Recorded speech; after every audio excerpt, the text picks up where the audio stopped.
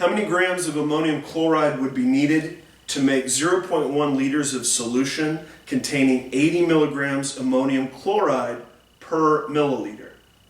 Now read that question very carefully, and hopefully you're noticing right away that we are provided a conversion factor in the actual question.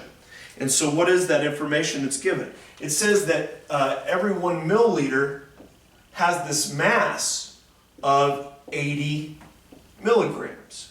Okay, well, where do we start? Well, we're actually given a starting volume, and it's 0.1 liters. I think we should just go ahead and get out of liters and get into milliliters. So it would be 100 milliliters is our solution. And we want to determine the mass. Very simple. We're just determining the concentration with actual physical units here.